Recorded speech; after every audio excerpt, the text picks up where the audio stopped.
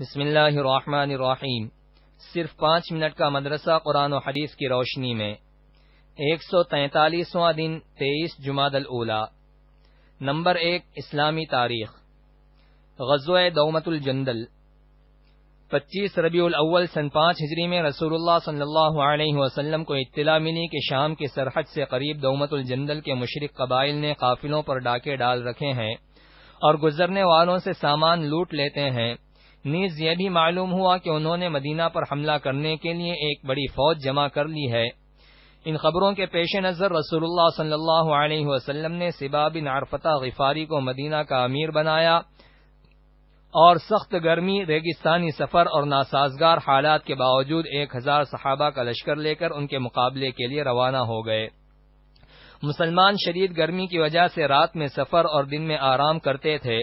10 منزل طے کرنے کے بعد جب صحابہ نے دومۃ الجندل پہنچ کر قیام فرمایا تو کفار پر آپ صلی اللہ علیہ وسلم کا رعب طاری ہو گیا اور گھبراہٹ کے عالم میں دومۃ الجندل کے گورنر کے ساتھ بھاگ کھڑے ہوئے۔ آپ صلی اللہ علیہ وسلم صحابہ کرام کے ہمراہ جنگ کیے بغیر مدینہ منورہ واپس تشریف لے آئے۔ نمبر 2 اللہ کی قدرت۔ چیونٹی کی دور اندیشی۔ اللہ تعالی کی چھوٹی سی مخلوق چیونٹی کو دیکھو، قدرت نے اس کو اپنی غذا جمع کرنے کی کیسی حکمت سکھائی ہے۔ اپنی غذا جمع کرنے میں چیونٹیاں آپس میں ایک دوسرے کا کس طرح تعاون کرتی ہیں اور سب آپس میں مل کر سخت گرمی اور سخت سردی کا اسٹاک جمع کر لیتی ہیں تاکہ اطمینان و سکون سے اپنے سوراخوں میں بیٹھ کر کھایا کریں اور باہر نہ نکلنا پڑے۔ یہ کیسی دور اندیشی ہے، یہ سمجھ چیونٹیوں کو کس نے دی؟ نمبر 3 ایک فرض کے بارے میں۔ بیمار کی نماز۔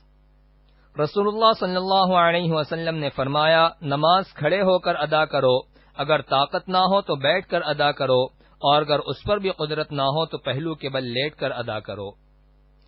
فائدہ: اگر کوئی بیمار ہو اور کھڑے ہو کر نماز پڑھنے پر قادر نہ ہو تو رکوع و سجدے کے ساتھ بیٹھ کر پڑھے، اگر رکوع و سجدے پر بھی قادر نہ ہو تو بیٹھ کر اشارے سے پڑھے اور اگر بیٹھ کر پڑھنے کی طاقت نہ رکھتا ہو تو لیٹ کر پڑھے۔ نمبر 4 ایک سنت کے بارے میں۔ ہر نماز کے لیے وضو کرنا۔ حضرت انس رضی اللہ عنہ بیان کرتے ہیں کہ آپ صلی اللہ علیہ وسلم کی عادت شریفہ تھی کہ باوضو ہونے کے باوجود ہر نماز کے لیے تازہ وضو فرماتے اور ہم لوگ کئی نمازیں ایک ہی وضو سے پڑھتے تھے۔ نمبر 5 ایک اہم عمل کی فضیلت۔ گناہوں کو معاف کرانے کی تسبیح۔ رسول اللہ صلی اللہ علیہ وسلم نے فرمایا، زمین پر جو شخص بھی لا الہ الا اللہ واللہ اکبر ولا حول ولا قوت الا باللہ پڑھتا ہے تو اس کے تمام گناہ معاف ہو جاتے ہیں، خواہ سمندر کے جھاگ کے برابر ہوں۔